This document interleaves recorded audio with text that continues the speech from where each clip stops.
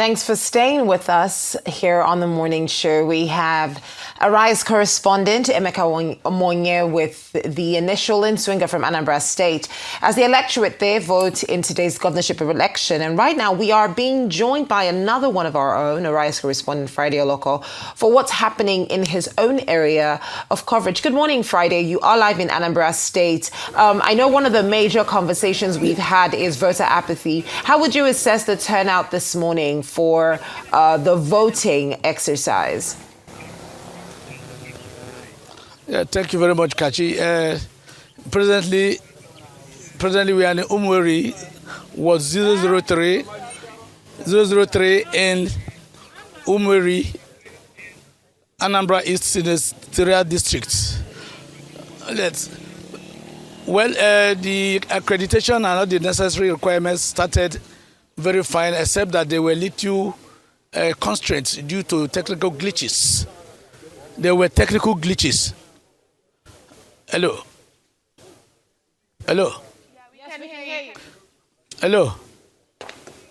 Yes, there were initially technical glitches, but as it appears, voting has started and normalcy has been restored. So you can see that voting is really taking place, and there are security operatives here. I spoke with one of the INEC officials.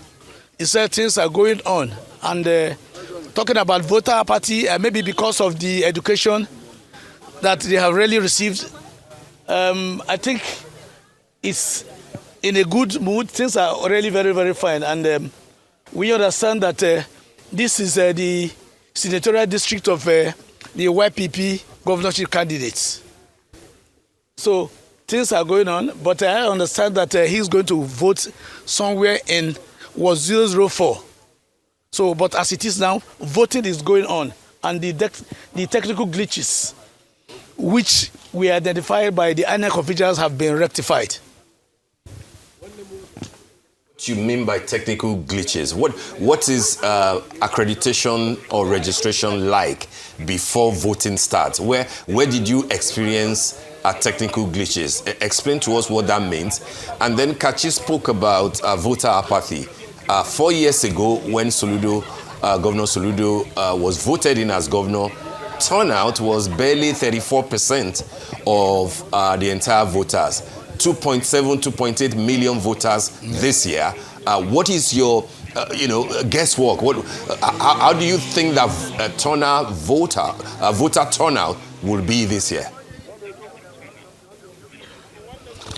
Well, what some experts in the election trends attributed the voter apathy in the previous elections to the security challenges spearheaded by IPOB, ESN, and all others.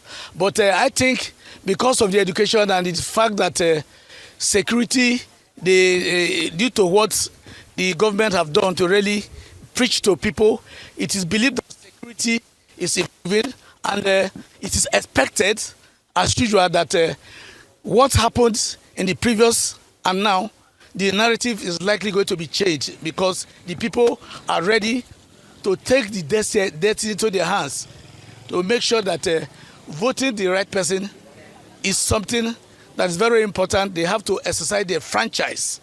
So in terms of voter apathy, we foresee kind of changes, positive changes in terms of different, because the people are ready to change the narrative to define their life better. Okay, thank you very much. Now, we've gotten some insight into what's happening in different areas of Anambra State, but you're there with the YPP candidate. Can you tell us a little bit about the front runners of this election? We're hearing that the front runners are, of course, the Governor Soludo from APGA and Ukachukwu from the APC. But there's also Mogalu there in the Labour Party. So from your sense on the ground, who are the front runners in this election? Who are people seemingly coming out to vote for? Well, thank you very much, Adesua. From what we have gathered so far, it's like this particular election is going to be striking. There's going to be a striking difference because What we have seen, like some people argue that it's like the election is going to be one-sided because there's not going to be stiff competition because of the incumbency factor. We understand that when APC came up, there were some internal wranglings because of what they perceived. They were not too happy with, according to them, of the manner in which the choice of the candidate. So most of them left in anger. So as it appears now, observers are feeling that there is not going to be stiff competition compared to how it was some years ago. All right. Well, I mean, are you sure about that, though? Because if you consider comments that were made by the governor, that's Governor Soludo, where he basically was promising certain cash prizes to certain areas if they can come out to vote. Are we really sure that will be the reality this year? Well, the election dynamics is such that one cannot actually predict. But, one of the issues that really put people on the front border is the fear of insecurity. Secondly, voter apathy. And thirdly, the commercialization of votes. But as it is now, it is believed that the Anambra people must have learned some lessons. They have to take their destiny to their hands. Some of them that we spoke to believe that they will not indulge in their vote buying because that would be a kind of a betrayal of their conscience. They believe that putting the right candidates, putting the right person at the right time will be a battle of no retreat, no surrender, as they will be ready to stand to defend their votes. That is the situation for now. All right, Friday Olokor, we want to thank you. I'm sure that we'll come back to you at some point. All right, thanks for bringing us up to speed on what is happening in your part of Anambra.